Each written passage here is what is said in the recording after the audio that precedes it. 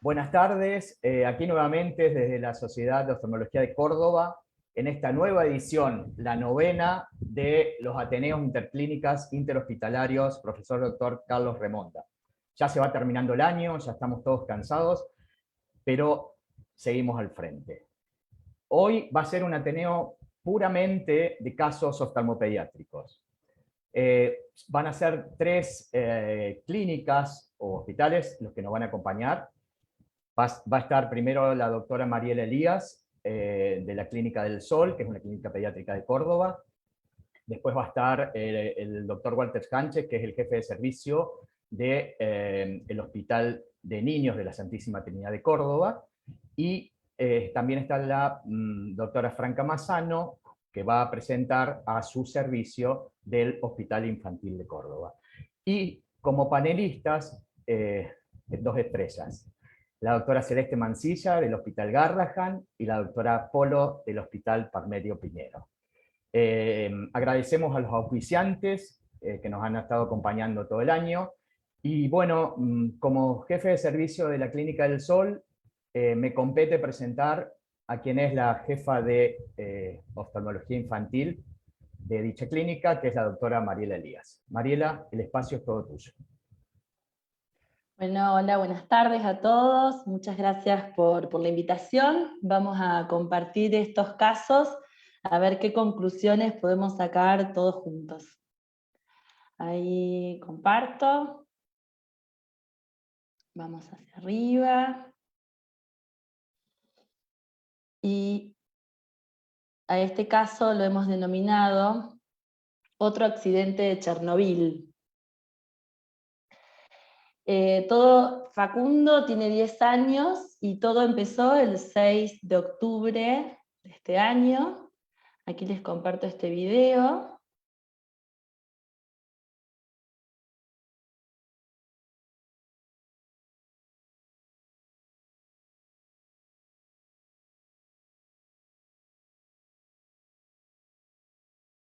Donde ustedes ahí pueden ver la pansinusitis y el absceso subperióstico que se ve en ese video.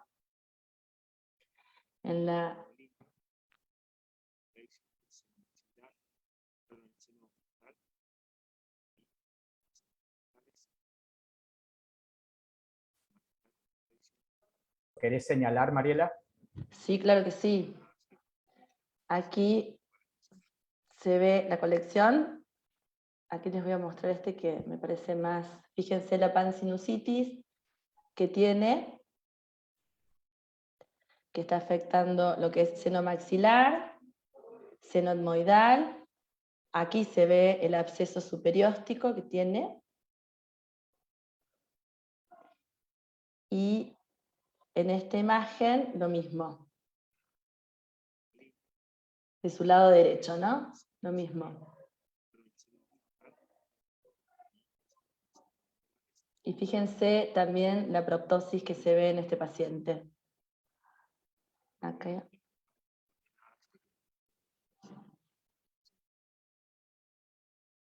Aquí les comparto, este fue el día que lo vimos, ese 6 de octubre, fíjense, en posición primaria de la mirada, como Facundo presentaba una celulitis orbitaria. Ese día él estaba febril, con mucho dolor. Fíjense el eritema, el edema de párpados que tiene, una oftalmoplejía, limitación de la mirada en todas las posiciones. En las miradas hacia abajo podía ir, pero con muchísimo dolor. La proptosis. La agudeza visual del ojo derecho fue difícil tomarle, le cuantificamos 6 décimas sin corrección, pero no es realmente fidedigna porque estaba muy incómodo Facundo. A la biomicroscopía observamos quemosis, el ojo derecho, la pupila estaba reactiva, estaba central, estaba móvil, el ojo izquierdo, bueno, obviamente sin presentaciones, y el fondo de ojo, que lo hicimos a pesar que tenía mucho dolor, estaba todo normal y la papila estaba normal. 10 días anterior a esta consulta que nos hizo Facundo en el servicio de oftalmología, él comenzó a tener episodios de cefalea y fiebre. Pos una extracción de un premolar que le habían hecho, no le habían hecho radiografías y lo mandaban a la casa con analgésicos, o sea, lo trataban externamente con analgesia y a esperar. Y no le hicieron ninguna radiografía. Entonces, cuando él viene, ya estaba así, o sea, fue como 48 horas antes de esto, empezó a tener proptosis y toda esta clínica que vemos de la celulitis orbitaria. Nuestra indicación en este paciente, bueno, ahí marcaba las limitaciones, es obviamente ingresar a cuidados intensivos. Él estaba muy decaído, como les decía antes, no lo valoró neurología y no vio que tenga ninguna clínica a nivel neurológico, el paciente no manifestaba nada, y lo que se hizo fue un hemocultivo y se empezó empíricamente con vancomicina y ceftriaxona. Aquí les quería mostrar, acá como se ve, el absceso subperióstico y toda la pansinusitis de este paciente, porque empezó por esta extracción del premolar. A las 72 horas lo controlamos y él seguía con la clínica, que ahí se queja de dolor y miren la cara que tiene. No sé si se escucha el audio, voy a bajar un poquito, pero estaba con dolor, pero ya podía mover, ya la oftalmoplejía no estaba, el fondo de ojo estaba normal y la agudeza visual en esa instancia ya llevamos un cartel donde él estaba internado y pudimos cuantificar a 9 décimas, o sea que había mejorado. Aquí en este video se ve cómo subía bien, cómo ya no había la limitación.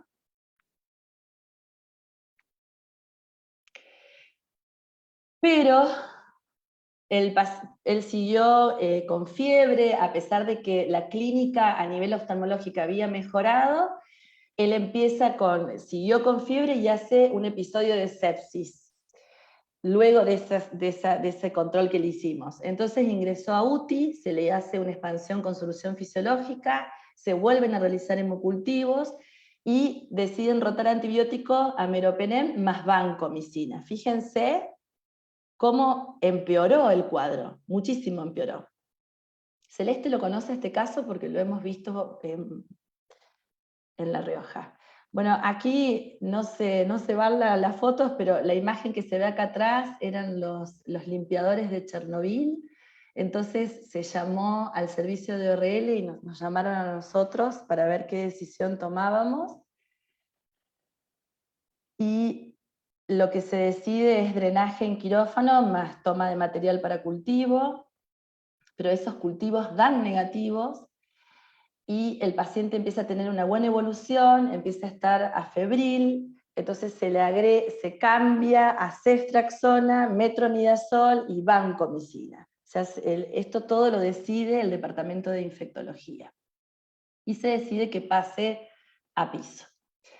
Pero al 9º día de internación vuelve a tener una desmejoría clínica que aumentan estas imágenes de este día, que aumenta muchísimo el eritema y el dolor del paciente. Entonces se pide un ATAC. Fíjense la TAC, cómo se ve que ¿se acuerdan el absceso subperióstico que tenía de la celulitis orbitaria? Drena y hace como un tercer espacio, drena hacia el sector temporal, más externos hacia el sector anterior de la órbita, por debajo de la piel, porque apenas nosotros drenamos, que en realidad lo hizo el doctor Ricardo Smith, apenas drena, apenas lo realizas la herida, ya comienza a salir la secreción mucopurulenta. Bueno, acá lo que se veía, que los globos oculares estaban conservados, pero se veía esta imagen que solito drenó ese absceso subperióstico y que a nivel de los senos paranasales seguía, si ustedes ven aquí, fíjense cómo se sigue viendo que todavía continúa con también secreción mucopurulenta, a pesar que ya ORL también lo había drenado. Y hay un engrosamiento del cornete inferior del lado derecho. Bueno, esto es digamos ya cuando luego de drenar y hacer 3 toilet de la primera intervención, se le realizan 3 toilet mat, así estaba él, estaba como bien a nivel oftalmológico, estaba lindo, pero 5 días después, recidiva. Fíjense cómo está. Fíjense ahí que ya estaba haciendo una fístula en piel. Y aquí les comparto las imágenes. Que ya en estas imágenes, en este corte, lo que ustedes van a ver es que continuaba habiendo este tercer espacio, de que como que se autodrenó ese absceso superióstico y continuaba este tercer espacio. Sí.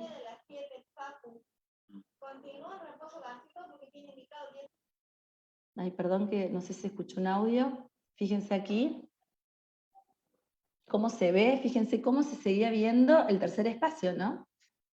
Esto de como que parecía que se autodrenó. Ahí la vuelvo a repetir. Voy para atrás, porque ahí se ve bien. Fíjense cómo se observa. Entonces, bueno, hicimos en este momento, este 28 de octubre, también se hace un TAC de órbita, donde lamentablemente se observa absceso subdural frontal, a predominio izquierdo, por realce meningio, con edema perilicional, que los neurocirujanos lo llaman cerebritis, como signos prodrómicos, abscesos en parénquima. Aquí miren, les voy a compartir las imágenes, fíjense el empiema subdural y epidural que tiene este pacientito. Es increíble cómo explotó desde aparentemente esta extracción dentaria hacia su cerebro. Fíjense aquí cómo se nota esta lesión perilicional, pero que ellos decían, bueno, es una cerebritis, todavía no es un absceso definido con bordes netos, hay toda una lesión inflamatoria, acá también. Bueno, y como que lo toman como de bordes difusos, entonces lo toman más perilicional que abscesos ya formados. Fíjense aquí, volvimos a drenar, ese 28 de octubre volvimos a drenar, estaba de nuevo bien, es drenar y hacer toilet por abscesos, ¿no? Entonces, como él obviamente despierto no se le puede hacer, por cada nuevo drenaje se hacían 3 toilet cada 48 horas, hasta quedarnos tranquilos que ya no venía ninguna secreción mucopurulenta. Le dejábamos el drenaje, 48 horas, se lo sacábamos y volvíamos a entrar. Y esto es un poco lo que sucedió con este accidente de Chernobyl, que continúa actualmente ese accidente tremendo. Aquí, fíjense, 48 horas después nos vuelven a llamar que por esa fístula en piel de nuevo volvió a tener una recidiva de sobre todo ese tercer espacio, porque por la TAC se ve igual que lo que les mostré antes, que se evidencia ese tercer espacio. Volvimos a abrir, volvimos a drenar. Entonces, estas fotitos se las saqué hoy antes de venir acá, así está hoy Facundo. Facundo a nivel de oftalmología está dado de alta ya hace 21 días, le hicimos en total 9 toilet entre drenaje y después los toilet, desde el 6 de octubre hasta 29 del 11. Lo que nosotros pensamos con todo el equipo multidisciplinario de la Clínica del Sol, primero en una infección polimicrobiana con este antecedente que teníamos de que había tenido una extracción dentaria y que aparentemente había una fístula en el seno maxilar. Esa fue como la primer teoría por la TAC que parecía que se veía, pero hicimos una interconsulta con un odontólogo que también lo durmió y también le hizo observación de todos sus dientes y se descartó esta posibilidad de que sea de origen dentario. Entonces dijimos, bueno, sigue siendo por el origen de la pansinusitis, porque sabemos que las celulitis orbitarias son más frecuentes en pediatría que en adultos. Hay una frecuencia de 1.6 a 100.000, digamos, habitantes de frecuencia, contra adultos 0.1 a 100.000. Entonces dijimos, bueno, es una pansinusitis, y como Facundo tiene 10 años, y en niños más grandes, los agentes o la etiología es polimicrobiana, que es lo que sospechamos, y son resistentes a los antibióticos que se le hacen, y los cultivos, el hemocultivo da negativo, lo que lamentablemente es que también tenemos cultivos de lo que le hemos sacado negativo. También una teoría que tuvimos en todo este tiempo es un cuerpo extraño, porque el papá había manifestado que él en realidad había estado en el campo y que se había clavado una espina y que por eso había empezado todo, sumado a esa pansinusitis que está clara que la tenía, pero también teníamos sospechas si había algún hongo que también no lo estábamos viendo. Se descartó porque con imágenes, la verdad, no lo hemos podido encontrar, no está y no estuvo. La mucormicosis también fue como otra cosa que nos planteamos, porque en un momento, ORL sobre todo a nivel de los senos, como que comenzó a haber como una osteólisis y sospechábamos, a mí en uno de los toilets me pareció que veía como necrosis los tejidos, que estaban necróticos, entonces ya la habíamos puesto de que era una mucormicosis y se comenzó con anfotericina B, pero no, la infectóloga después, los cultivos al no mostrar ninfas y al no tener una buena evolución, y también empezó a estar muy mal él sistémicamente, decidió sacar anfotericina B y seguir con antibióticos para bacterias. Lo que sí hay una sospecha, y hay una sospecha de linfoma. Entonces lo que les contaba anteriormente, tanto hemocultivos como los cultivos directos nos están dando negativos.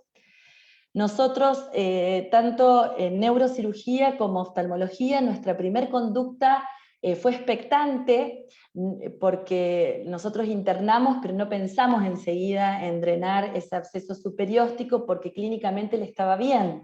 Lo tuvimos que drenar cuando se autodrenó y se fue hacia la parte anterior. Entonces la duda que tenemos es, ¿hicimos bien o no en esperar? Lo mismo neurocirugía entró a intervenirlo el jueves pasado, porque Facundo comenzó a tener neutropenia por la medicación, y ya empezó con vómitos y cefaleas intensas, entonces neurocirugía drenó el jueves anterior.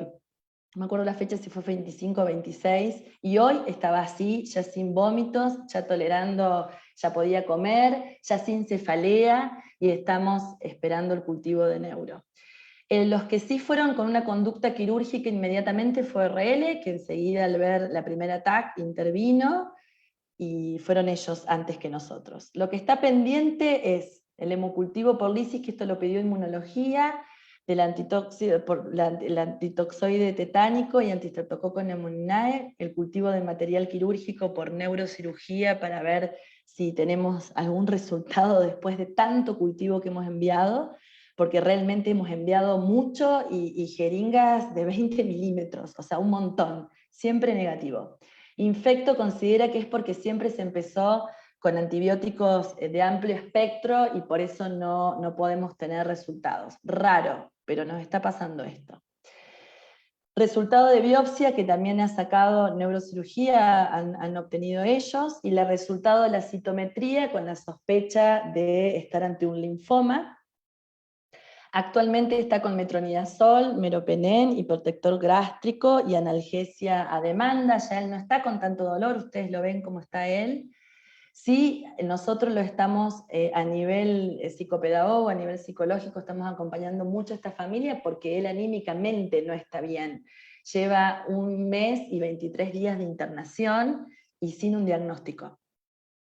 Entonces aquí les comparto esto que estuve viendo, estos reviews de celulitis orbitaria en pediatría, y después si quieren me mandan mail y les envío los artículos, pero siempre tener en cuenta hacer un examen oftalmológico y sistémico, que es esto y ver los antecedentes. Entonces tener en cuenta si hay edema periorbitario, proptosis, oftalmoplejía, la agudeza visual está comprometida, la visión de color está comprometido y reflejo pupilar, pero además se acompaña de fiebre, dolor de cabeza, somnolencia o vómito, que en nuestro caso En este niño teníamos que tenía fiebre, que había tenido dolor de cabeza, pero cuando ingresó no había vómitos, después empezó, cuando ya Estás en tenía tiempo, compromiso Mariela. neurológico. Vamos. Estás en tiempo. Entonces, cuando sospechamos que es un Chandler 2 y 3, recuerden que es cuando hay una celulitis orbitaria o una celulitis de subperiósteo, nosotros lo que tenemos que hacer es un antibiótico empírico, administración endovenosa, con hemocultivos, que fue lo que se hizo, esteroides sistémicos y higiene.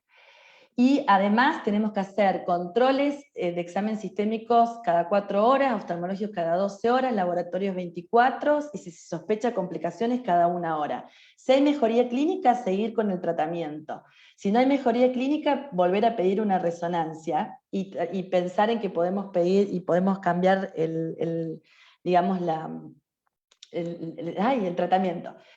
Si nosotros en las imágenes vemos que está todo esto bien, las celulitis orbitarias, y no hay mejoría, y la fiebre continúa, entonces lo que tenemos que hacer, y además hay compromiso a nivel de resonancia de cerebro, tenemos que ver si no hay absceso, o sea, hay por ejemplo, hay como teníamos al principio, una inflamación, el manejo es médico.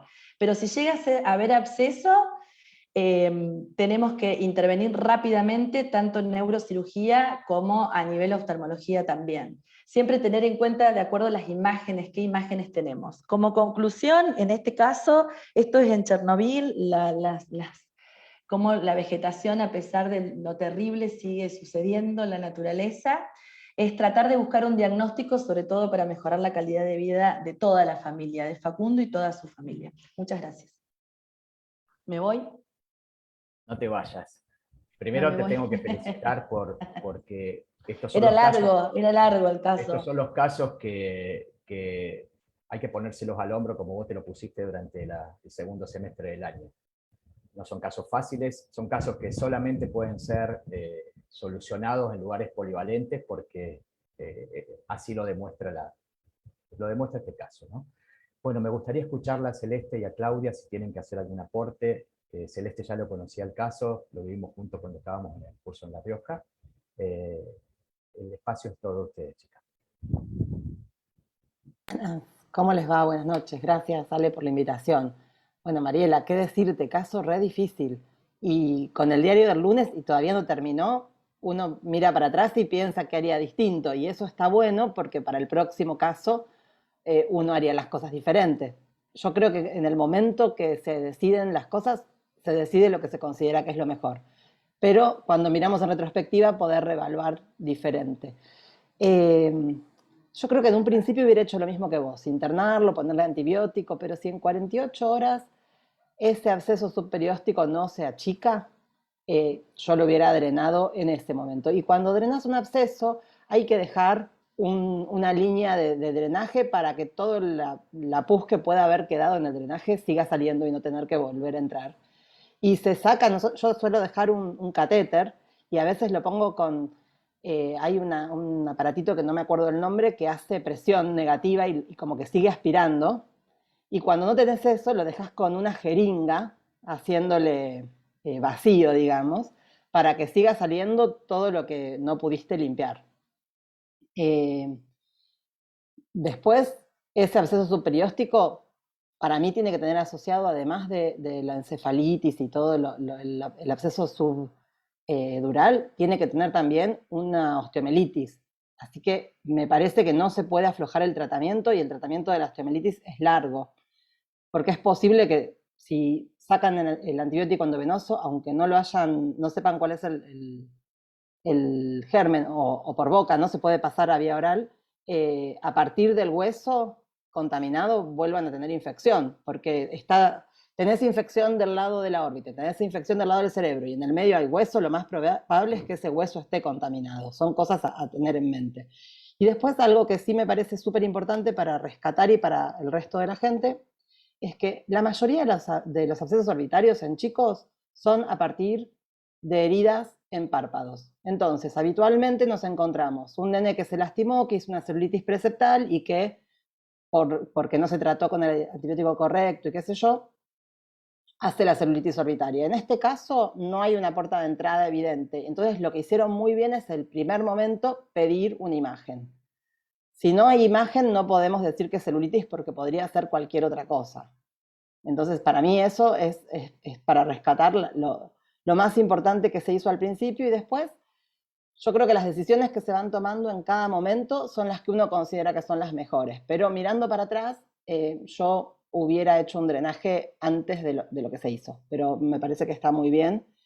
Y que sí, muy importante, yo creo que ese chico tiene una osteomielitis y que el tratamiento de la osteomielitis son como 6 meses, que van a volver a tener recaídas si no dejan antibiótico para tratamiento de osteomielitis, aunque no encuentren el germen. Porque como dice la infectóloga, se hizo muchísimo antibiótico y posiblemente con tanto antibiótico no crece, no es que no está, sino que no crece. Así que bueno, es mi opinión, gracias. Sí, sí, gracias, Helen. Sí. Gracias. En tu caso es inolvidable. Yo lo único que quiero remarcar es eso, que todo absceso superióstico superior, frontal, relacionado al frontal, tiene altas chances de complicar. Si se tiene que drenar rápidamente, especialmente cuando tiene proptosis y hipotropia. Hay una masa muy grande, está deprimiendo el globo, se va a complicar. Y no se autodrena, se desplaza. Se desplaza para drenarse solo y no lo logra. Y así hace el desastre, ¿no? Así que mucha vigilancia. Caso muy complicado. Sí, así es. Gracias, Clau. Gracias. Bueno, muchas gracias, Mariela. Quiero presentar ahora a Walter Sánchez, que es el jefe de servicio del Hospital de Servicio de Oftalmología del Hospital de Niños, la Santísima Trinidad de Córdoba. Él va a presentar a sus 2 oradoras. Buenas noches, gracias, chicos. Antes déjame hacer también una pequeña acotación respecto del caso de Mariela. Hace muchos años, cuando el jefe todavía era el doctor Weinstein, vivimos un caso similar, pero en nuestro caso era una celulitis preseptal, de un chico al que también le habían sacado un premolar. Una pansinusitis terrible. Drenó la gente de ORL y con lo que se encontraron era con que un canino había migrado hacia arriba y estaba clavado en la pared del piso inferior de la órbita. Y había hecho una osteitis y una osteomielitis, como bien dice Cele. Y vi una sola mucormicosis en mi vida y no me la olvido nunca más. Y lo que drenas no es ese material. Parece que estuvieras drenando petróleo, una cosa negra. Por simplemente una acotación de mi experiencia, nada más. Gracias, Walter. No, de nada.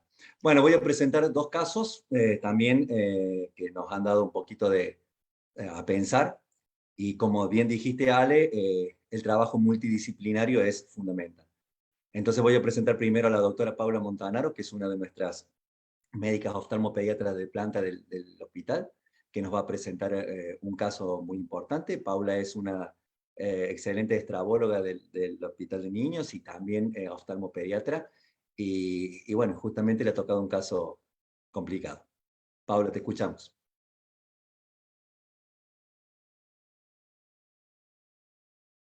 Pau, está silenciada.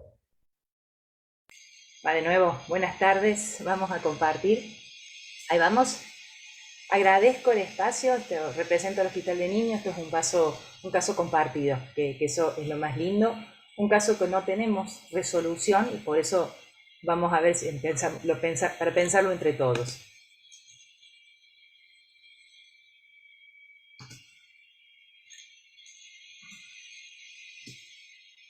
Esta es una niña de 3 años que ingresó con consultorio común por una desviación en su ojo izquierdo. Refiere la mamá de 6 meses de evolución. Vive en Malagueño, que es un ámbito no rural de Córdoba, eso para las 2 porteñas. Niegan antecedentes patológicos completamente, ni medicamentosos, nada de antecedentes. La visión era de 4 décimas en su ojo derecho, no percepción luz y no fijación en su ojo izquierdo. A la biomicroscopía notábamos un ojo derecho sin alteraciones y en su ojo izquierdo un segmento anterior sano, un cristalino transparente y una opacidad de medios posteriores. Esta es la niña mía.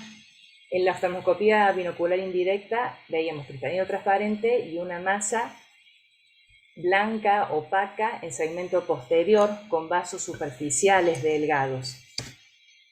Este caso problema empezamos a apoyarnos y a pensar en métodos complementarios. Solicitamos una ecografía en la que vemos esa lenteja que tiene flotando en el vitrio. Era una lesión opaca, sin Doppler, o sea, Doppler negativo, sin calcio, bien circunscripta, que provocaba una adherencia y un DR traccional desde procesos ciliares sin adherencia a polo posterior. Decidimos pedir una resonancia magnética en la que notamos una imagen no tan regular con una membrana densa que reforzaba con gadolinio, un hipointensa en T1, hiperintensa en T2, donde también podíamos valorar toda la que es la parte extraocular, nervios ópticos, músculos, todo de características normales. Esta lesión de 14 por 8 milímetros. Decidimos apoyarnos también en toda la parte de laboratorio, un laboratorio general, un laboratorio especializado, pedimos TORCH, pedimos hidatidosis ante la sospecha de una lesión quística, RX de tórax, ecografía abdominal, todo negativo, nada nos arrojaba una punta de ovillo. Entonces en esto, bueno, empezamos a pensar en esa leucocoria, de ahí todo comienza y a dónde nos lleva. Y si bien tenemos algoritmos en la cabeza de lo que podemos pedir y pensar y lo que son lo más frecuente en leucocorias, pero lo mejor es la experiencia y que te empezás a acordar de los casos que hemos tenido. Y decíamos, bueno, ¿qué es lo más frecuente en nuestro medio de leucocoria? Son las cataratas, congénitas o traumáticas. Esta chica no era el caso. En un momento pensamos un traumatismo, un hemovitrio organizado, pero no tenía las características de ecografía, esa cosa tan redondita y de retraccional. Retinoblastoma era la gran incógnita. Las características habituales de un retinoblastoma, que es una masa heterogénea con calcio, con picos de hiperreactividad y la sombra acústica, no se condice con esta ecografía que no tenía calcio, ni con las imágenes de resonancia. Pensamos una persistencia vítrea primaria hiperplásica, es característico patognomónico de la ecografía, la proyección hacia procesos ciliares y el tallo adosado a la papila óptica. No encajaba tampoco. La enfermedad de Coats, que también puede causar leucocoria, pero como dice Sánchez, este ofrece una xantocoria, una pupila amarillenta. Y estas lesiones, el líquido subretinal, las telangiectasias, pueden evolucionar a DR, pero un DR exudativo, no traccional como que estábamos teniendo. Enfermedades inflamatorias, por ejemplo, una toxocariasis, este chico ingresó con una leucocoria, refiere 2 semanas de evolución, era puntual, el chico lo especificaba muy bien. Vemos que está en ortotropia, ojo derecho normal, en ojo izquierdo ves ese granuloma, en polo posterior el pliegue falciforme. Este niño evoluciona esa leucocoria, le hicimos tratamiento para toxocariasis, un laboratorio positivo, mejoró su vitreitis, mejoró su clínica general, la visión no, claramente esa mácula no había mejorado.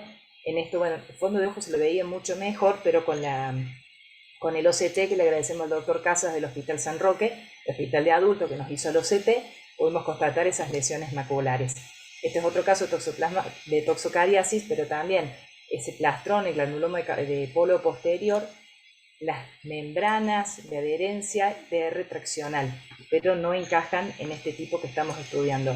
A partir de una imagen quística intraocular, se nos cruzó también el tema de hidatidosis. Pero hidatidosis, la frecuencia es hígado-pulmón, hay orbitarias con mucha frecuencia, pero son orbitarias extraoculares, no un quiste aislado sin otra manifestación y sin manifestación de clínica y de laboratorio, que la hidatidosis es absoluta. Y este caso, una esclerosis tuberosa, un amartoma retiniano, en el que tuvimos una lesión nodular como asentada en el fondo de ojo, sin calcio o microcalcificaciones muy difusas que no generaban desprendimiento de retina ni ninguna otra lesión. Era un nódulo retiniano y en la resonancia veíamos ese líquido subretiniano y la lesión adosada, pero sin otras complicaciones. Esa esclerosis tuberosa, ese amartoma, es un poco lo que estaríamos dando vueltas pensando. Entonces, como decía Manciti, ¿qué hago con este chico? ¿Qué hacemos con esta nena? Que al momento no tenemos más elementos, no tenemos otra punta de ovillo para seguir pensando en el diagnóstico. ¿Qué hacemos? ¿Una punción? Tenemos una retina flameando, una retina desprendida, una evisceración y mandar a analizar, pero bueno, pronóstico, se justifica la evisceración solamente por el diagnóstico, el pronóstico visual en esta nena está muy complicado. ¿Faltó algún método complementario más? o mantenemos esa conducta expectante con esta lesión circunscrita a un globo ocular que no tiene muchas posibilidades de desarrollo, pero hasta ahora no tendría otra trascendencia o no tendríamos otra complicación. Ese es el tema, y hasta acá llegamos y estamos con estas dudas de cómo seguir con esta nena, o si tener conducta expectante, que también esa opción es complicada de tomar. ¿Sí? No sé si me escuchan las chicas. Sí, Cele o la que quiera. Te tengo que tirarnos felicitar, algo. Paula, te tengo que felicitar porque diste una brillante clase de casos propios, porque me conta que son todos ustedes, de los diagnósticos diferenciales de todas las leucocorias. Ahora sí me gustaría escucharlas, Cele y Clau. ¿Cuál es su opinión sobre este caso? Te pregunto, Paula, Sí. no tenés una foto de ese ojo, ¿no? ¿De fondo de ojo? ¿De Obi? Sí. No, es la primera. El tema es que es una nena de 3 años, entonces es complicado. No, fue es una, eso, una no se ve pollito. nada más que eso. Hoy tiene 3 años y para atrás no tengo. Es complicado hacer una foto del fondo de ojo. Igualmente, era una masa blanca completa, tenemos un DR traccional importante, entonces por momentos en el lobby logramos, ¿perdón? La última ecografía. Por momentos lográbamos ver esa lesión, ese nodulito amarillento flotando en el vitrio, pero era pantallazo, porque era complicado el lobby. Es muy complejo el paciente porque no sabemos, pero tiene la edad de retinoblastoma. Yo creo que se merece un examen bajo anestesia, se merece revisar muy bien el otro ojo, que no haya ninguna lesión, y evaluar, sacar foto, ver dónde empieza, dónde termina ese ojo para definirlo mejor. Si la sospecha es suficiente, tal vez yo no haría evisceración, pero sí haría una enucleación. Pero se me ocurren lesiones quísticas que puedan hacer una cisticercosis. ¿Qué imagen tiene? ¿Parecida a esta? Yo la verdad que no me acuerdo, estoy pensando en voz alta. ¿De cuál? Sí, se puede ver el parásito en la cisticercosis y se puede ver quiste también. Sale. Y se puede valorar con un laboratorio. También tendríamos un laboratorio y la parte de infecciosas no nos aportó nada el laboratorio. Y alguna otra lesión en otro lado, ¿no? Y una IgE aumentada seguramente por la Sí. Es raro, pero está descripta la toxocariasis con IgG negativa y que termina siendo toxocariasis. Entonces tal vez exista alguna posibilidad de que esto sea negativo. No lo sé, igual estoy pensando en voz alta para ayudar al diagnóstico. Sí. Y después se me ocurre alguna degeneración de retina periférica que haya desprendido y generado quistes. Como una opción a pensar, pero tendrías que tener algo en el otro ojo, en la retina periférica del otro ojo. Sí. Sí, un el examen otro ojo bajo es completamente revisar el normal. otro ojo te puede dar indicios, ¿no? Eso es.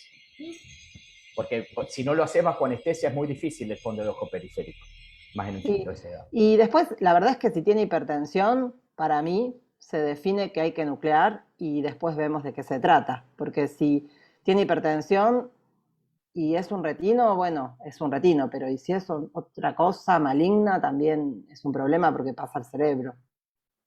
Para mí esa es otra cosa. Una de las cosas que pensamos en su momento, que también nos planteamos la hidatirosis, fue porque había estado de También. visita ocasionalmente en una gente que tenían cabras, y en ese caso también se plantea la enucleación, porque si no diseminas escoles por todos lados. Sí, la verdad que difícil Muy caso. difícil. Y no se le ve otra solución, más que un buen examen. Desde el chat, la doctora Inés Candiotti de Santa Fe no dudaría en hacer la nucleación también. Sí, hay que hablar bien con la familia y explicarle, ¿no? Que uno está ante un caso con un pronóstico visual totalmente desfavorable y ante la situación de no saber qué tiene, tendríamos que saber qué tiene sin diseminar nada de lo que fuese, si así fuese posible, ¿no? Muy complicado. Sí. Mm. Muchas gracias. No, por favor. Qué Qué caso, desafío. Es un gran desafío. Contanos, Gracias, Paula, Paula. cómo ¿Qué siguió. pasó? El final. Y es una decisión que van a tener que tomar entre todo el servicio, Walter, pero bueno, Seguro. ya tenés una ayuda de dos de las personas que más saben de esto acá en Mm. Argentina. Hay un detalle que no lo mencionamos, es que la criatura no ha vuelto. Hemos hecho un par de estudios y pedimos interconsulta a otro retinólogo que no tenemos en el hospital y le pedimos una interconsulta al doctor Groin en otro hospital. El polo sanitario rota todo. Búsquenlo por Hospital servicio Misericordia. social. Servicio No social. dejen que se pierda, porque es un Y peligro. actúen No, ustedes, chicos, directamente. lo que no tiene calcio ahora puede calcificarse, Sí, cambiar todo, ¿no? tal cual. Perfecto. El tema es que si tuviera 10 o 12 años, uno dice salió de la curva del retino, pero 3 años. no es la forma Está. típica de presentación, pero hay formas no típicas que aparecen. Es complejo la decisión. No Tuvimos un quisiera dar caso de ese un niño de 13 años. Sí. Bueno, gracias por los aportes, doctoras. Gracias. Bueno, y ahora voy a Gracias a presentar a la ustedes. doctora Paula, que también estuvo muy bien, muy clara en su presentación. Y ahora me tengo el gusto de presentar a la doctora Paula Pucheta, Paulita para nosotros, que es nuestra fellow. Está ya concluyendo el fellow. Y bueno, ella también va a presentar unos casos, que así como Paula lo tituló el leucocoria, donde todo comienza, lo hemos titulado en este caso Pigmento, donde todo termina, así con signo de pregunta. Paulita, te escuchamos. Buenas tardes. Gracias, doctor Walter Sánchez. Bueno, voy a compartir la pantalla. La primera vez en todo el ciclo que van a compartir desde el celular. Me encantó. Bien, Paula. Se puede. Sí.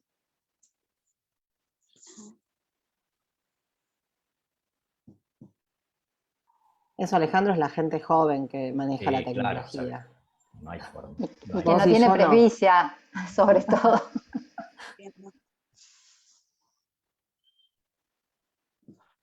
Hoy le abrió perfecta la presentación. Está tranquila que ya va a abrir. Sí.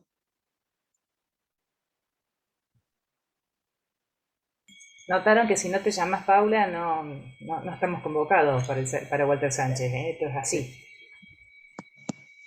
No, te felicito, Paula. Me encantó la forma de presentación que hiciste. Fue muy didáctica. Hay mucha gente aquí que no es oftalmopediatra y viste un pantallazo genial sobre los diagnósticos diferenciales de las leucocorias, ¿no?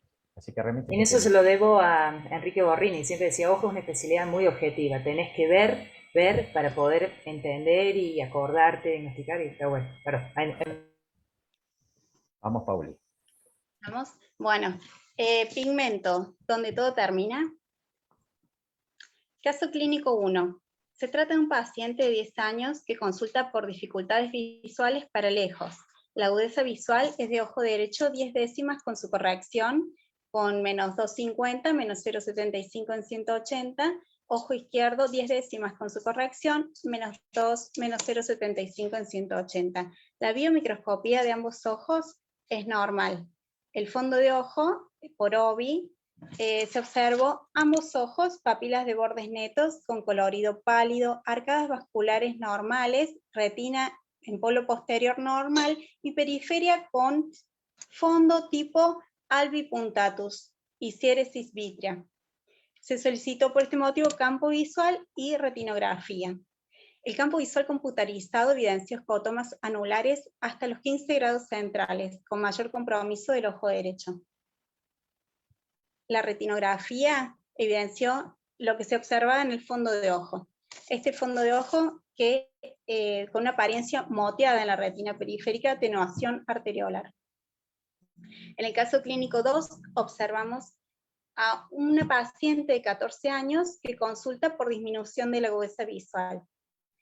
Al examen, la agudeza visual del ojo derecho presentaba 10 décimas con su corrección, más 0,50, menos 1 por 175, el ojo izquierdo 10 décimas con su corrección, más 0,50, menos 1,25 por 175 grados. La biomicroscopía evidenció ambos ojos normales y el fondo de ojo por OBI, ambos ojos papila de bordes netos colorido pálido, arcadas vasculares con vasos de muy fino calibre en forma generalizada y retina con polo posterior y periferia con moteado pigmentario. Se solicitó campo visual y retinografía. En el campo visual computarizado se observó aumento de la mancha ciega y escotoma anular relativo por fuera de los 25 grados. La retinografía, nuevamente, se observa una alteración de apariencia moteada a nivel periférico, con ciertos, probablemente, áreas de pérdida de pigmento y acúmulo de pigmento. Caso clínico número 3. En este caso, tenemos a un paciente de 9 años de edad que consulta por algunas dificultades visuales. La agudeza visual del ojo derecho es de 10 décimas, con su corrección más 1,50 menos 2,50 por 15 grados. Ojo izquierdo, 10 décimas, con su corrección más 1,50 menos 2,25 por 160 grados. La biomicroscopía de ambos ojos era normal. El fondo de ojo por OBI, por 9 milímetros, evidenció en ambos ojos papilas algo pálidas, con tipo cebo de vela, arcadas vasculares sin particularidades y dispersión pigmentaria en periferia retiniana, tipo pseudoretinosis dudosa. Se solicitaron entonces estudios genéticos y metabólicos que fueron normales. Anteriormente se había solicitado esta retinografía, en donde se observa esa atenuación arteriolar, apariencia moteada nuevamente de la retina y palidez seria de la mácula. En el OCT, este OCT, bueno, informa de disminución a nivel de la capa de los fotorreceptores. También podemos observar a nivel de la limitante interna una alteración con disminución de la silueta foveolar. En este caso podemos también sospechar de algún proceso previo a nivel vítreo que nos pueda haber llevado a esa alteración. Bueno, ¿qué estudios complementarios entonces podemos solicitar? Que se solicitaron también fueron potenciales visuales evocados, en donde se observó, en este caso, una amplitud marcada de latencia de la onda P100 en ojo izquierdo. El electroretinograma informó un compromiso funcional de los fotorreceptores de ambos ojos, más de ojo izquierdo y de bastones. El campo visual computarizado informó nuevamente un escotoma anular muy marcado, se observó un islote de visión en los 10 grados centrales. El OCT se informó con atrofia de capa de conos y bastones hacia la periferia, y se solicitaron, como dijimos, estudios genéticos para descartar síndrome de Usher y metabólicos, los cuales resultaron normales. Entonces, básicamente, queremos recalcar con estos casos el enfoque médico y en equipo multidisciplinario y la importancia de la anamnesis. En este último caso, el paciente refirió antecedentes de, los familiares de citomegalovirus congénito, lo cual nos orienta a un diagnóstico. Por eso la importancia de la escucha activa y de estar en los detalles para gestionar o no gestionar, no dejar de pedir estudios para el correcto diagnóstico. Entonces, en esto tenemos que todos los pacientes tienen un antecedente común, la hipoacusia y la alteración retiniana. ¿En qué pensamos ahora?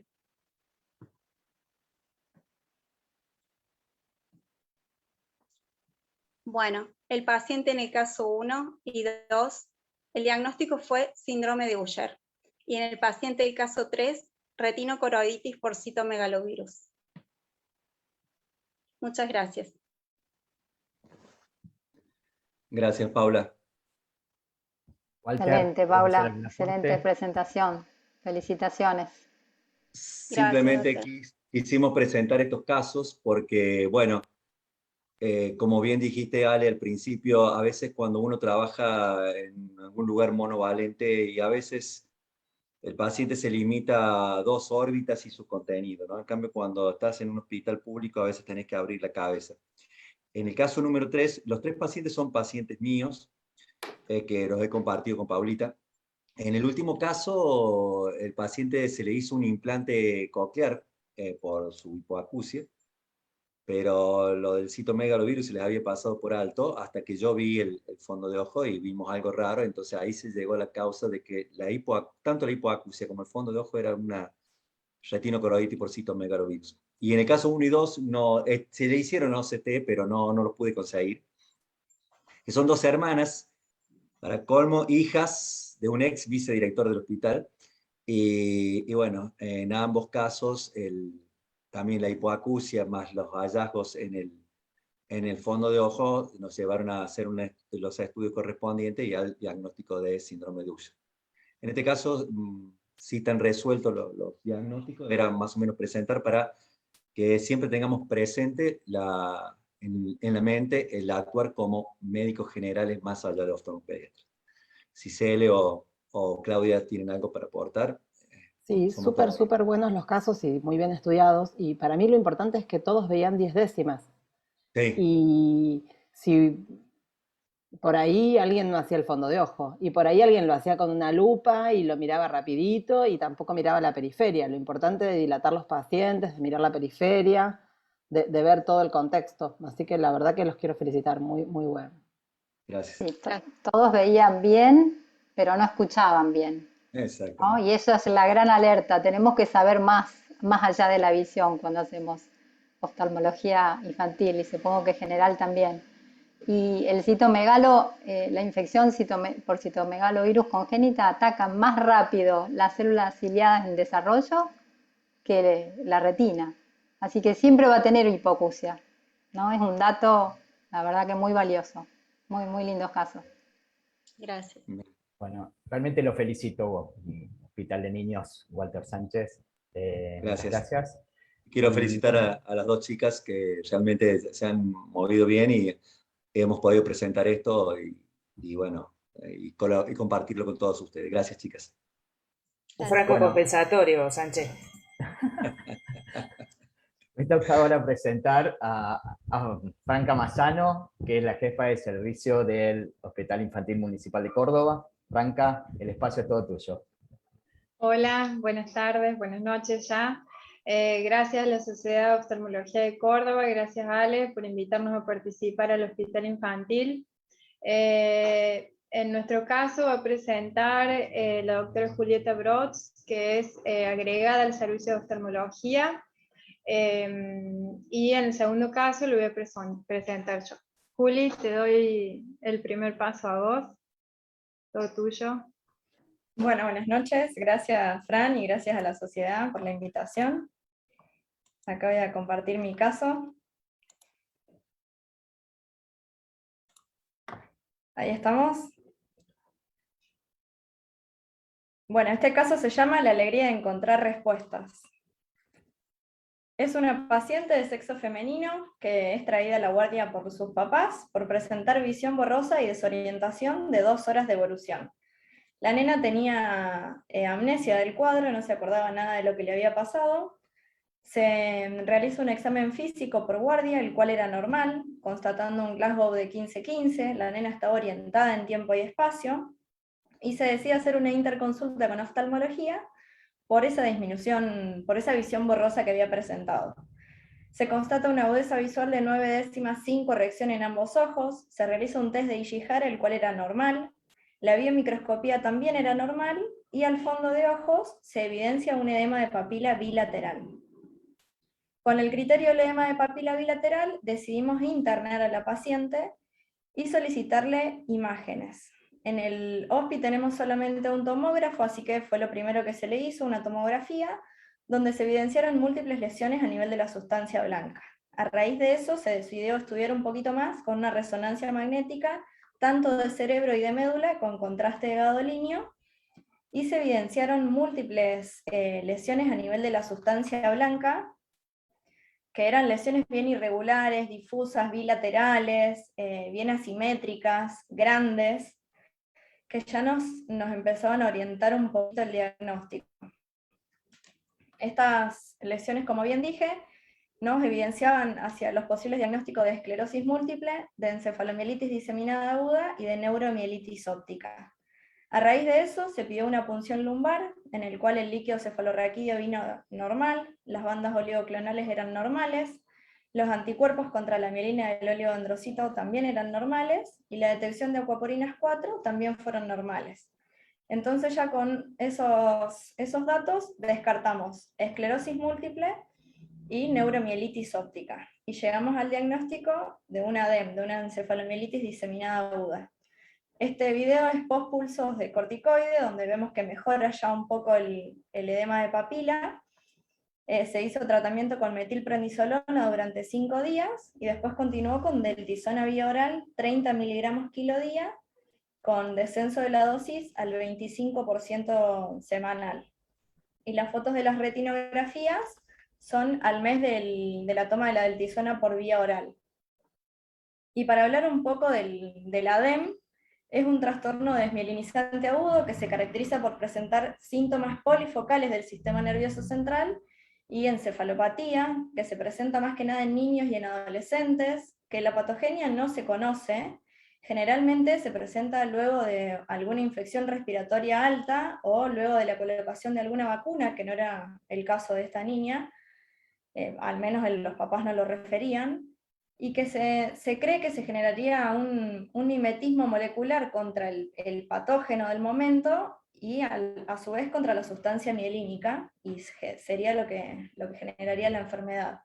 El diagnóstico se hace tanto por medio de la clínica como por resonancia de cerebro y de médula espinal, y la punción lumbar se hace como un método complementario accesorio para descartar otros posibles diagnósticos diferenciales. Para hablar un poco de la evolución y el tratamiento, generalmente el curso es monofásico, resuelven con el tratamiento, generalmente con pulsos de corticoide andan bien, y no vuelven a presentar otro evento, pero son pacientes que hay que seguirlos controlando, pero pueden tener un curso multifásico que se caracteriza por presentar 2 eventos, o con nueva clínica, o con nuevas imágenes a nivel de la resonancia, separados siempre por 3 meses, por eso es que hay que seguirlos en controles a los niños. El tratamiento siempre se comienza con pulsos de corticoides y se va avanzando en escalones. En el caso de que no responda a los corticoides, se puede hacer gamma globulina endovenosa, y en el caso de que no responda a las plasmaféresis, bueno, ahí ya tenemos que ver qué decisión tomamos.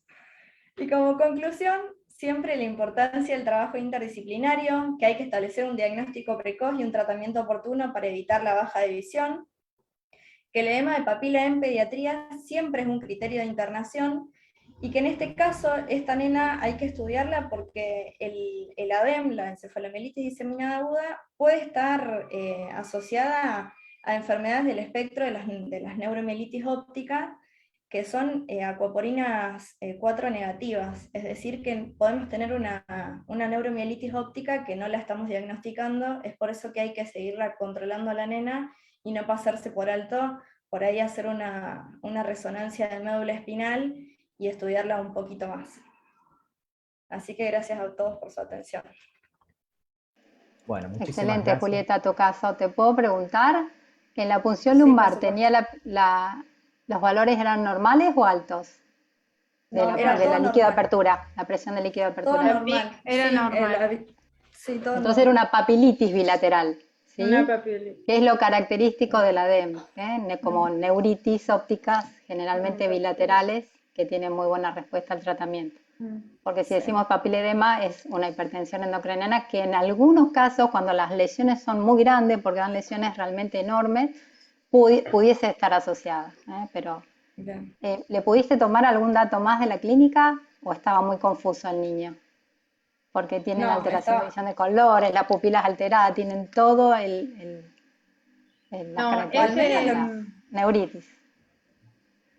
este paciente en realidad ingresa por guardia al hospital, lo reciben los pediatras en la guardia, deciden la internación porque el cuadro clínico era como de desorientación, por eso como que no cerraba, digamos, para pensar en otra cosa. Se pensó en una intoxicación al principio, bueno, se descartaron una serie de otros diagnósticos diferenciales en la guardia.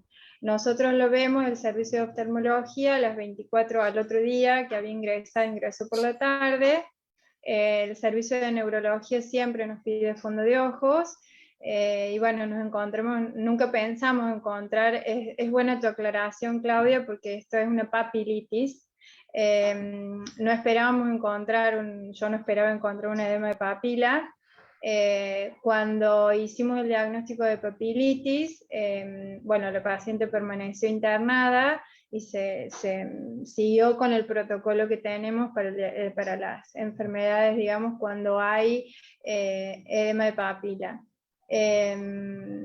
Y bueno, la evolución fue notable, tenía un edema de papila franco. Ese primer video que muestra Juli fue, la bajaron del internado al consultorio, le tomé la visión, lo cual, viste, vos podés ver edemas de papila súper floridos y tienen 10 días de visión, o sea, el test de los colores era normal, no tenía alteración de los reflejos pupilares aferentes, y bueno, el edema de papila se le hacen 5 días de pulsos, y al 5.º día, cuando termina el último pulso, la bajan al consultorio, permanecía con su buena agudeza visual, y el fondo de ojos, como mostró Juli en las imágenes, que había una clara mejoría, ¿no? Como son buenos respondedores, digamos, al tratamiento del corticoide endovenoso. En este caso que presentó Juli, tuvimos como en el hospital este año fue como, a principio de año tuvimos varios casos de edema de papila. Esta niña por ahora tiene el diagnóstico de una ADEM, hay que seguir en vigilancia. Y otro caso similar, pero la otra niña debuta con una exotropia y disminución de visión y un edema, digamos, de un fondo de ojos normal, o sea, al revés. Y esa niña fue una esclerosis múltiple, los resultados fueron para esclerosis múltiple, o sea, cómo son tan variados, digamos, los casos que podemos ver en estos pacientes pediátricos. Sí, y es una causa de oftalmoparesias en niños muy frecuente. Cuando Muy aparece frecuente. ADEM, además de la papilitis, tienen algún nervio craneal afectado. Sí. Muy interesante. Felicitaciones. Gracias. Súper interesante porque además tenía la papilitis y casi no tenía disminución de la visión ni alteración de la visión de los colores. Daba para pensar que fuera hipertensivo eso. Pero... Sí. Por eso se pidió ese interno, se pidió una resonancia. Después de tener la resonancia se procedió a la PL con medición de la presión de apertura, lo cual fue normal, y después se extrajo líquido para estudio. Súper interesante, muy lindo caso. Bueno, gracias. Franca, te toca a vos. Bueno, voy a... Y justo vas a hablar adelante de dos personas que están en el Garrahan, o una que está en el Garrahan y otro que estuvo, que esto lo tienen bien claro lo que vas a presentar. Bueno, sí, ya estuvimos hablando.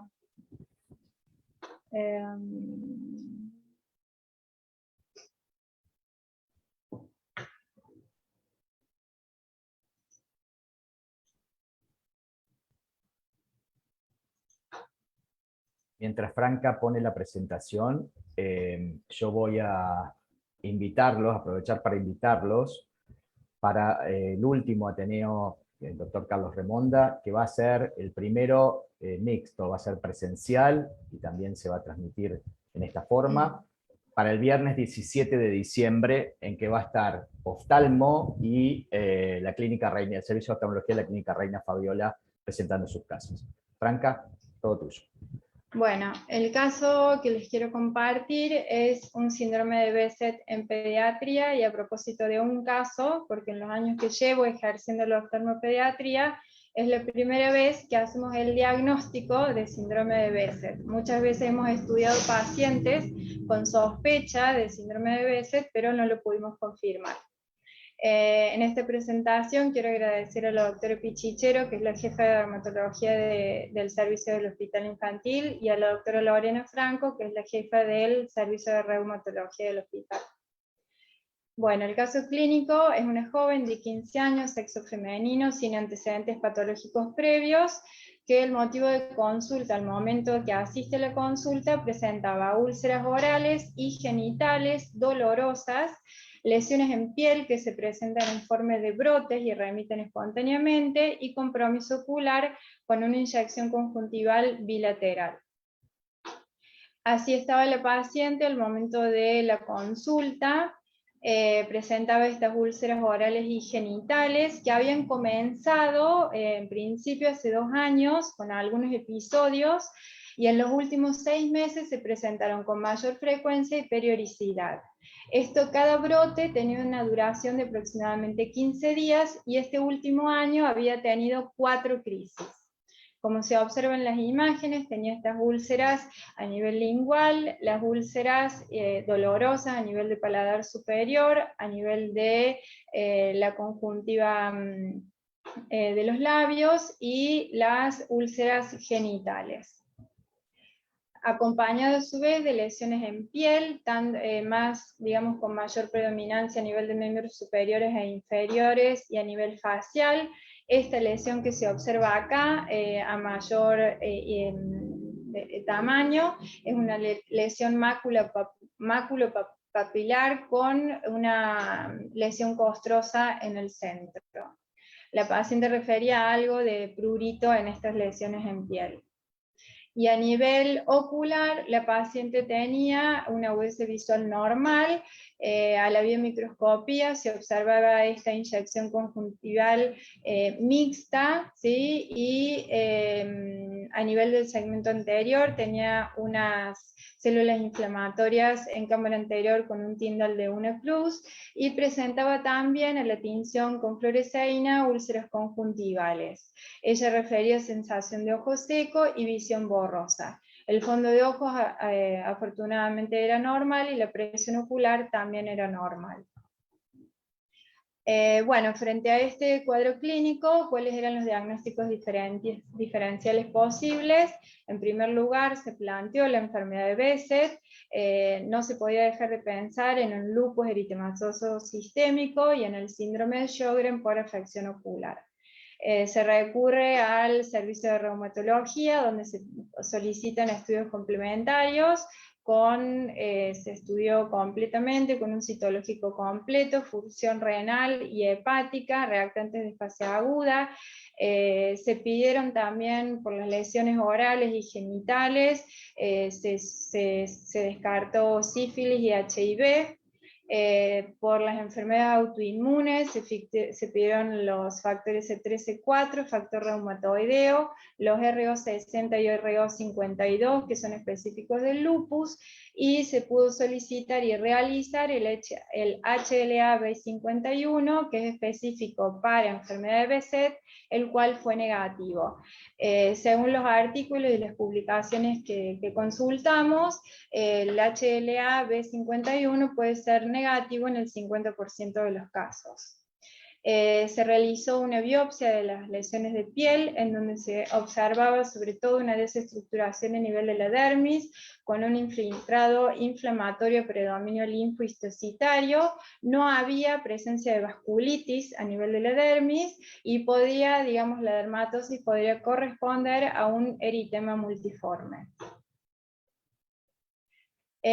Bueno, como sabemos, los criterios para el diagnóstico de la enfermedad de Behçet son puramente clínicos, según un consenso del estudio de enfermedad de Behçet de Francia en el 2016. El paciente tiene que tener 3 o más de estos ítems clínicos o síntomas clínicos para hacer diagnóstico de enfermedad: aftosis oral recurrente, 3 o más ataques en un año, ulceración o aftosis genital, típicamente que deja cicatriz, afectación cutánea con foliculitis necrótica, lesiones acneiformes y eritema nodoso, afectación ocular que puede tener uveitis anterior, uveitis posterior y vasculitis retiniana, signos neurológicos a excepción de descartar cefalea, afectación vascular con trombosis venosa, trombosis arterial o aneurismas arteriales. Nuestra paciente cumplía con los 3 criterios, había tenido más de 3 crisis en el último año, tenía una uveitis anterior y presentaba las úlceras orales y genitales. Por lo tanto, clínicamente se hizo el diagnóstico de enfermedad de Behçet a pesar de tener el HLA-B51 negativo. Bueno, esta es una de manera informativa. El tratamiento se hace, digamos, el tratamiento del brote, de la afección aguda, ya que el paciente está muy doloroso por esas lesiones, esas ulceraciones. Se trata a nivel local con lidocaína y corticoides tópicos, pero bueno, lo que da resultado en estos pacientes son los corticoides vía oral. Se realizó prednisona 1 miligramo kilo día solamente, y se trató la uveitis anterior con midriáticos, la tropicamida con fenilefrina y corticoides tópicos. Afortunadamente, con este tratamiento solamente evolucionó favorablemente, lleva 6 meses de evolución, en remisión por ahora, sin un nuevo brote. Y bueno, para los casos individuales, por lo general en adultos, que suelen tener una afección más florida, y se da un tratamiento de base con la colchicina, que es un antimalárico. Estos son algunos artículos que estuvimos buscando acerca de la enfermedad de Behçet en pediatría, y como conclusión, digamos, ¿por qué traje este caso a presentar en la Sociedad de Oftalmología de Córdoba? Para tener en cuenta que la enfermedad de Behçet en pediatría es una entidad poco frecuente que puede presentarse en edades muy tempranas de la vida. Por lo general hay un retraso en el diagnóstico, por ejemplo, puede empezar con algunas lesiones 1 o 2 años antes del diagnóstico, y después si hay un retraso se estima entre 4 o 6 años para poder hacer y confirmar el diagnóstico, porque las lesiones van apareciendo de manera aislada. La enfermedad mucocutánea es el fenotipo más común. El compromiso es poco frecuente en los primeros 2 años antes de hacer el diagnóstico de la enfermedad. Se cree que en estos primeros 2 años, cuando empiezan a aparecer estas lesiones aisladas, la incidencia de afección ocular es de un 10 a un 20%, pero después de los 2 años, cuando ya se hace diagnóstico de enfermedad, en los artículos consultados, el compromiso ocular llega a un 75%. Y un dato curioso que no se encontró en los últimos 3 años, bibliografía de Argentina con reporte de enfermedad de Behçet en pediatría, lo que confirma, digamos, la poca frecuencia de esta enfermedad en pediatría. Y bueno, algo más como para tener en cuenta, que las uveitis en los pacientes pediátricos, si es una uveitis anterior, siempre tenemos que pensar que esa uveitis anterior puede estar asociada a alguna enfermedad sistémica, entonces no es tratar solamente la clínica oftalmológica, la uveitis, sino que trabajar en conjunto con el pediatra, y si se puede, con otros especialistas, para descartar sobre todo enfermedades autoinmunes, o sea, estudiar al paciente. Y de las uveitis posteriores, bueno, por lo general son casi siempre infecciosas, siendo la toxoplasmosis, la reactivación de una toxocongénita una de las más comunes, seguida de la toxocariasis. Bueno, este es un poco el caso que quería presentarles. Muchas gracias a todos por su atención. Escucho la palabra de Claudia y de Cele. Excelente caso. Es una enfermedad muy poco frecuente, pero yo creo que está también muy subdiagnosticada. En los casos en que el compromiso ocular ocurre tempranamente, como es muy grave, especialmente cuando hay uveitis posterior y vasculitis, hay que recordar que es la asociación neurológica, es lo que la hace tan grave. La neurooftalmológica es uno de los fenotipos más graves de Behçet. Y no solo es el ojo, ¿no? Acá también, si no trabajamos en equipo, estos chiquitos pueden perder la vida porque afecta rápidamente el sistema nervioso central, una vasculitis cerebral, y puede llevar a la muerte. Así que son estos casos muy raros, muy difíciles, y donde el rol del oftalmólogo es crucial, ¿eh? Dormirlos, ver bien qué tipo de uveitis tiene, si hay vasculitis, ya sospechar en que hay algo grave, generalmente no infeccioso como en este caso, pero siempre, como en esta paciente, descartar, ¿no? La sífilis que está con frecuencia tan alta y tiene el fenotipo tenemos mucocutáneo del Franca, BSET deja de es muy compartir, similar. así podemos vernos todos. Ah, perdón. Así que bueno, a seguir trabajando en equipo, no queda otra opción. Sí, obviamente este paciente uno está en permanente contacto y vigilancia.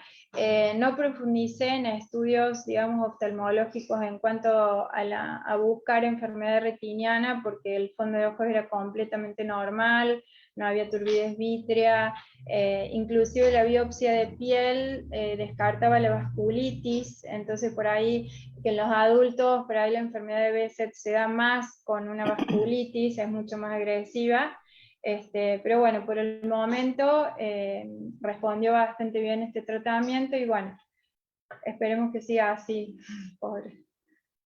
Sí, es un caso súper completo, se presentó con Sí. todo. Pero muy importante lo que dijiste, que a veces la uveitis, justo en el BSET no es lo más frecuente, pero la uveitis es lo único que hay, y en los chicos habitualmente tienen causa. Es rara la uveitis tan idiopática. Entonces siempre mandarlos al pediatra en la primera consulta, por ahí no se encuentra nada en ese momento y aparece la lesión de piel u otra lesión que acompaña meses o incluso años después del debut con la uveitis. Lo mismo las lesiones de la artritis que por ahí aparecen posterior. Claro, Súper eso, interesante. por ahí las uveitis pueden anteceder, lo que más vemos en el hospital son las artritis reumatoides, una uveitis anterior que, digamos, puede tener la uveitis del ojo rojo y le hace no tiene afección articular y después a los meses debuta con la lesión articular, es de las más frecuentes. Sí, totalmente. Bueno, realmente ha sido muy lindo lo de hoy. Sí, les cuento cómo es la intimidad de esto. Yo pido los casos, me mandaron los casos y sin quererlo hicimos un pantallazo sobre varias cosas de la oftalmología pediátrica. Vimos la parte de órbita primero, la parte de retina, la parte de leucocoria, vimos Julieta que presentó neurooftalmología y ahora vos, Franca, con esto, un cuadro de uveitis. O sea que hicimos una muy buena síntesis de muchos casos de oftalmología pediátrica. Por eso las felicito a todas, estoy muy orgulloso de ustedes y que Córdoba, la oftalmología de Córdoba pediátrica, bueno, siga subiendo. Les agradezco, Claudia y Celeste, mis amigas, por su brillante aporte. Siempre están presentes, siempre recurrimos y siempre dicen presente. Y bueno, nos vemos el día 19 de diciembre para la última del año, que va a ser de forma presencial y están todos invitados. Muchas gracias y será hasta pronto. Muchas gracias. a todos. Buenas tardes. Chao, Gracias. gracias. Gracias y felicitaciones. Felicitaciones, chicas, por los Gracias. casos. Gracias, chicas. Gracias, Ele, Clau, un beso. Un beso. Beso. Muchas gracias. Buenas tardes. Gracias a ustedes por invitarnos. Gracias. Adiós. Gracias. Chao. ¿Seguimos en vivo? Seguimos en vivo.